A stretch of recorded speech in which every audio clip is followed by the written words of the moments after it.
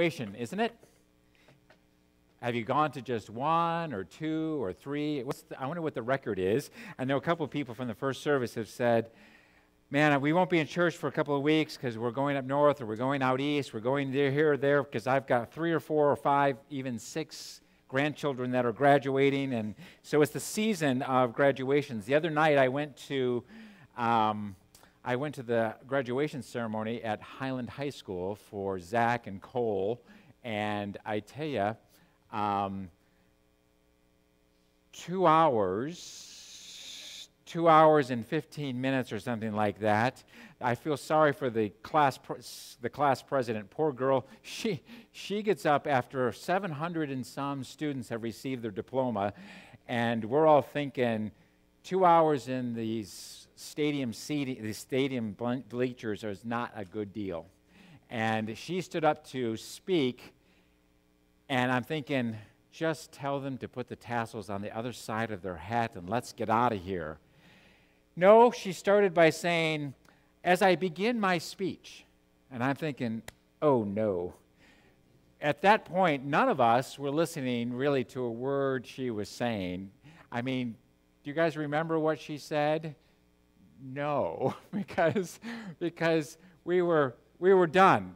There's at one point, the back side of you can get so sore that your head begins to stop working. And that's exactly what was happening. It is the season for speeches, for graduation speeches. It's the season for you did it speeches. It's the season for go out there and be a success speech. It's the season for you can do it type speeches. Here, the disciples, interesting enough, as I was looking at this passage for this week in John, I thought, this is a graduation speech. I mean, it comes as a prayer. I mean, Bon Jovi isn't the only one living on a prayer. This is Jesus' prayer. And he ends this, he's kind of closing out the Gospel of John, and this is a graduation prayer, actually. Listen to what Jesus says in John chapter 17, 6 through 19. I have revealed you, he's talking to the Father, by the way, he's talking to God. He says, I have revealed you to those whom you gave me out of the world. They were yours, you gave them to me, and they have obeyed your word. Now they know that everything you have given me comes from you. For I gave them the words you gave me, and they accepted them. They knew with certainty that I came from you, and they believe that you sent me. Therefore, I pray for them. I'm not praying for the world, but for those you have given me. For they are yours. All I have is yours, and all you have is mine. And glory has come to me through them. I will remain in the world no longer, but they are still in the world, and I am coming to you, Holy Father. Protect them by the power of your name, the name you gave me, so that they may be one as we are one. While I was with them, I protected them and kept them safe. But the name you gave me, none has been lost except the one doomed to destruction, so that Scripture would be fulfilled. I am coming to you now, but I say these things while I am still in the world, so that they may have the full measure of my joy within them. I have given them your word, and the world has hated them, for they are not of the world any more than I am of the world. My prayer is not that you take them out of the world, but that you protect them from the evil one. They are not of the world, even as I am not of it. Sanctify them by the truth. Your word is truth. As you sent me into the world, I have sent them into the world. For them I sanctify myself, that they too may be truly sanctified. Now, you may say, that doesn't sound like much of a graduation prayer, but it really is. I mean, listen to these words in 6, 7, and 8. I have revealed to my disciples everything that they need to know, basically.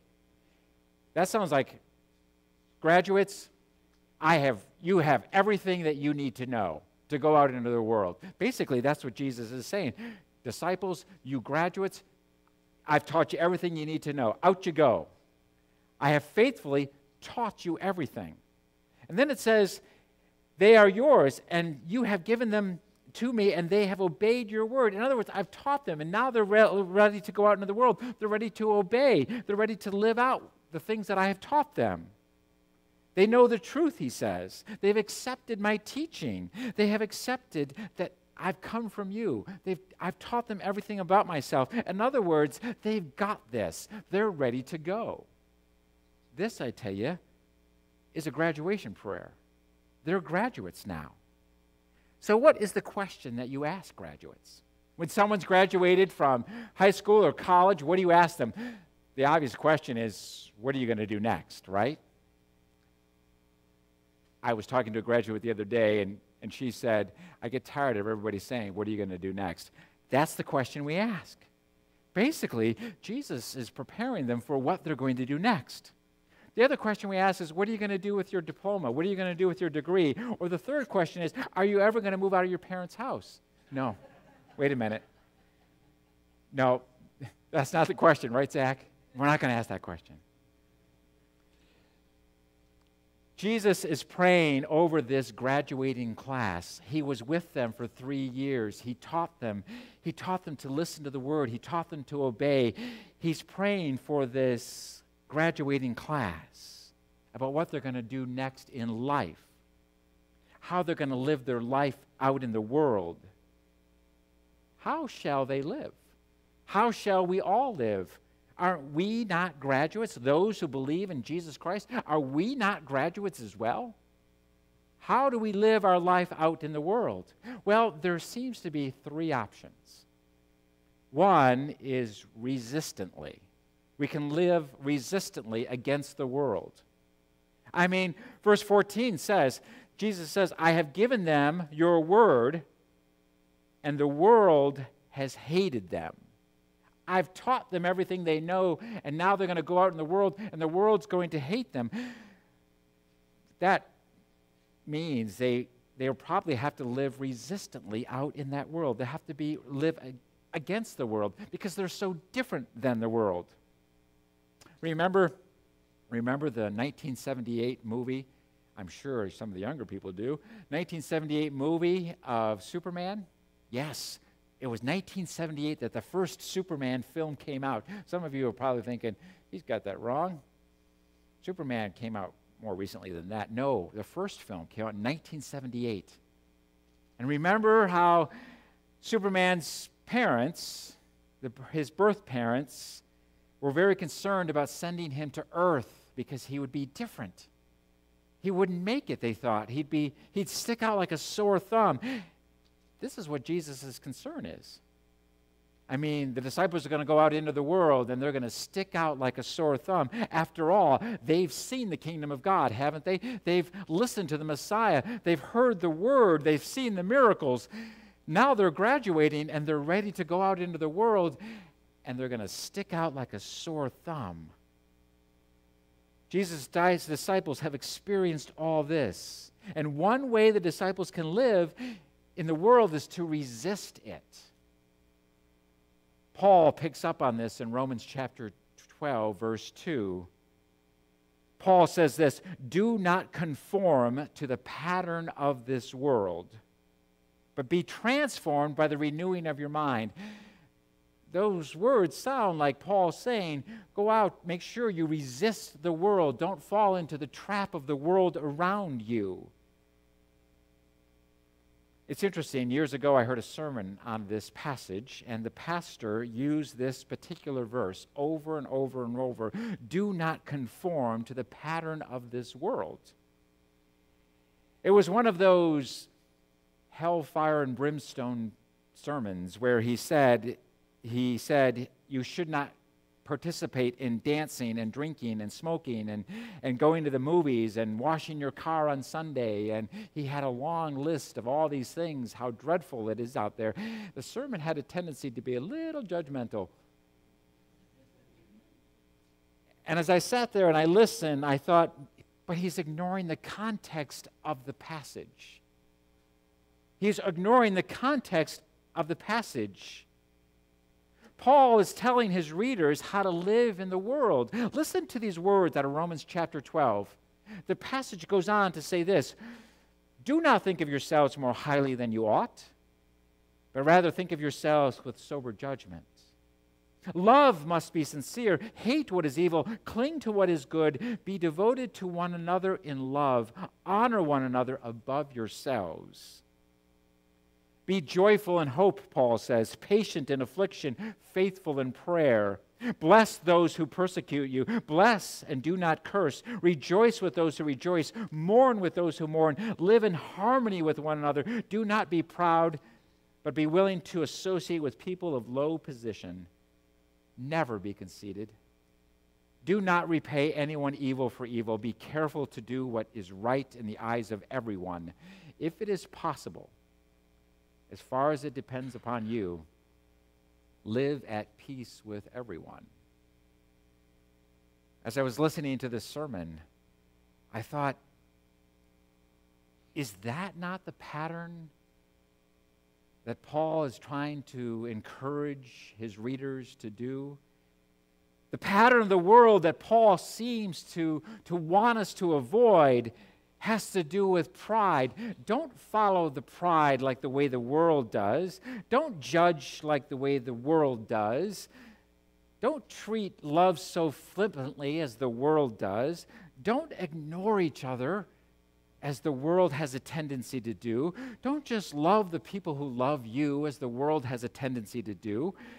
Don't just love those who love you as the world does. Don't ignore the least and the lost as the world has a tendency to do. This is the pattern that Paul is saying. He says, resist pride, resist judgment, resist those kind of things that the world participates in.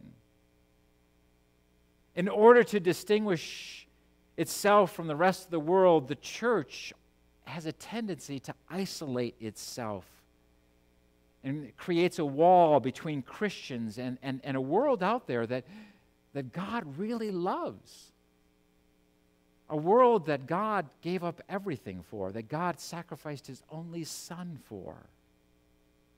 And we as Christians are not called to cut ourselves off from that world. On the other hand, another option is to be what I like to call an accommodationist. Like an accommodationist, someone who adopts everything in the world. And there are churches at that end of the spectrum who, whatever the world does, the church must do as well. And we have to be cautious not to fall into that as well. Sometimes the church can be so anxious to fit into the world that it loses its distinguishing characteristics. I like to say that these are the golden retriever type churches. The culture throws a stick, the world throws a stick, and the church just simply runs after it and brings the stick back all slobbery a mess. We're eager to please. Even those who happily own these indiscriminate, accepting dogs, even the owners have a tendency to bemoan the fact that they say often, if a burglar broke into our house, our dog would hold the flashlight for him. Accommodationist churches are painfully sometimes politically correct, that they fail to, or they can't attempt any specific value or moral absolute or anything. They just have a tendency to go wherever the world takes them. And I don't think we're called to do that either. It's interesting, years ago, I had a friend by the name of Paul. He was a college roommate, and he and I both moved to New Jersey. I got married, and Linda and I moved to New Jersey to go to Princeton Seminary, and he had gone to Princeton University, and he had joined a church that seemed to be one of those accommodation churches. Whatever the culture was telling them to do, they just did. Paul kind of stood up just to take the opposite side. He just stood up and said, no, we're not going to do it that way. My friend Paul, unfortunately, was so ostracized and so discriminated against and so pushed to the side. He's finally said to me, Jim, he said, that church never wants to offend anybody. He said, they don't want to offend anyone. They believe in everything, and they try to take a stand for everything to the point where they don't believe in anything and they stand for nothing. The third way is to live incarnationally. Incarnationally. Jesus says in verse 15, my prayer is not that you take them out of the world. God, don't take them out of the world, but that you protect them from the evil one. Wait a minute. You might say, wait a minute, Pastor, I thought the whole goal is that we leave this world to go and live in heaven. Why is Jesus praying that they not be taken away? You see, Jesus says, God, I've done your work. I've glorified you by obeying and doing everything that you've asked me to do. And now my disciples are going to do the same. They're going to bring glory to you by doing everything that they're supposed to do. We live in this world because we have work to do. We need to establish Christ's kingdom. Romans chapter 12, verse 12 says this, be joyful in hope, patient in affliction, faithful in prayer. We are supposed to live incarnationally in this world. We are to be different, but we are to live differently in this world. It's interesting, in the last 2 days, I have volunteered at my son's swim meet. I try to get all my volunteer hours in so I don't have to do it the rest of the year, and I figure June and July and August is coming, so I'm going to get mine done right now. I've volunteered 14 hours in the last 2 days. It's interesting, though. I sit there and I write my sermons as I'm sitting there in the heat, and I confess I caught myself not being very joyful in hope, not being very patient in affliction, and I certainly was not being faithful in prayer as I sat there in the heat. And then all of a sudden, as I'm thinking about this sermon, living incarnationally, living as Christ lived in the world. I mean, Jesus, I love it says that Jesus came into the world and lived amongst us. As I'm sitting there thinking, how did Jesus live in the world? I'm thinking, what would Jesus do at this swim meet? I'm thinking, well, Jesus really didn't go to a swim meet. Unless, of course, you think about his baptism and maybe John out there baptizing people. Man, that doesn't really qualify as a swim meet. But then I was thinking, what would Jesus do at this swim meet? And as I sat there and I looked around, and I looked at people, and I began to think, and I began to pray, and I thought, all of a sudden I could see the swim meet completely differently. The heat didn't bother me so much. The ornery parents screaming from the stands didn't bother me so much. And I got thinking, what would Jesus do out in public? What did Jesus do as he walked up to the well and talked to the woman from Samaria who had 5 husbands, and the one she was with wasn't really her husband? He talked to her and loved her. What did Jesus do in John chapter 8 when he's in the temple courts, out kind of in public, and the Pharisees and the Sadducees and the religious leaders dragged this woman who they caught in adultery, dragged her in front of Jesus and said, by law, we're supposed to stone her. And he just loved her. John Stott, the great theologian, said this, we are to go as Jesus went, to penetrate human society, to mix with unbelievers, and to fraternize with sinners. Does not one of the church's greatest failures lie here? We have disengaged too much. We have become a withdrawn community. We've become aloof instead of alongside. Kenneth Miller, a businessman and an author, talks about how he had heard or was reading something on the Holy Spirit, and this person called the Holy Spirit the unseen partner. And he asked the question, what would it look like if I were to take this unseen partner with me to work? What would it be like if I were to take Christ's presence with me to work?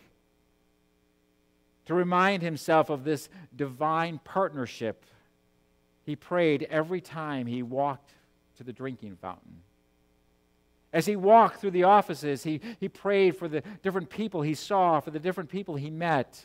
As every piece of paper came across his desk that day, he prayed that whoever gave him the paper, or whatever paper was about, that they would be committed to God.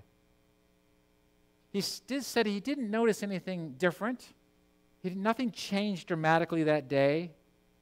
But as he kept doing it day after day after day, he said eventually people that he worked with, people began to come to him and to talk about their inner lives and their struggles and their problems. And he prayed not only for them, but he began to pray with them. How can we be different for Christ? How can we live differently? My friends, we are all graduates. We are all graduates of the school of Jesus Christ. And he says, go out into the world, and you'll be like a foreigner in that world. How do we survive out there? How do we live out there? I think we live by, one thing, embracing our foreignness. We embrace our differences. If you've ever done some traveling, you know that locals can spot a foreigner a mile away, right? They look different, they smell different, they talk different, they dress different. Years ago, Linda and I were in a subway in Rome. We're riding the subway in Rome on our way to the Vatican with our son Adam. And we play this little game. We look at people and we go, where do you think they're from? And sure enough, there was a family standing there with a map, and they're doing one of these kind of numbers, trying to figure out something. And I said, I don't know. I know they're from the United States, but I don't know exactly where. And I make a couple guesses, and Linda finally says, no, Jim, they're from Northwest Iowa. And I said, how do you know that? She says, go check.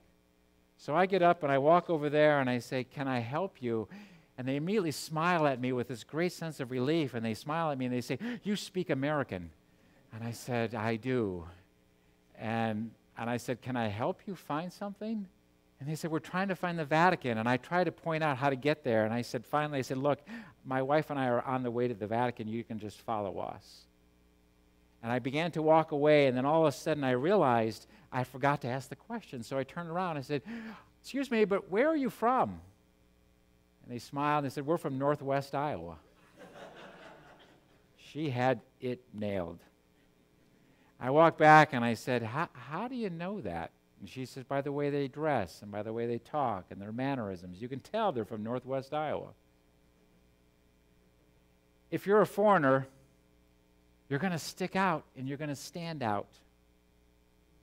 There's no hiding. In rare cases, it's possible that as a foreigner, you will be hated and you may be despised. But you need to stand out. I met George Gallup years ago. He came to speak at my church, the Gallup poll people. And he asked a very good question. And isn't that just like Gallup? They ask great questions. And he said, could you be spotted as a Christian? Can you be spotted as a Christian? It's interesting. I read a story recently of a fellow by the name of Jesse. He worked the night shift at a local convenience store. And this fellow Travis came in every night to buy a few things from this little local convenience store, and then Travis was on his way home. But every night he always took time to talk to Jesse behind the counter. And Travis felt sorry for Jesse because Jesse, by the way, was working at a convenience store, the night shift. It was like he was an open book, rob me. And so he's always worried about Jesse.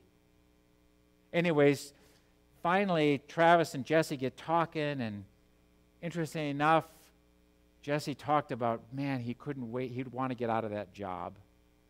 He was kind of nervous about staying up all night in a big city. And finally, Travis says, I work for this publishing company right over here, this Christian publishing company called Group. And he said, we're looking for people in the warehouse. Would you like to apply? And Jesse said, I would love to apply. And he said, everybody comes in from that place with the little red name tags. And he says, yeah, we're all work for the same place. And he says, you guys are so nice. You guys are so nice.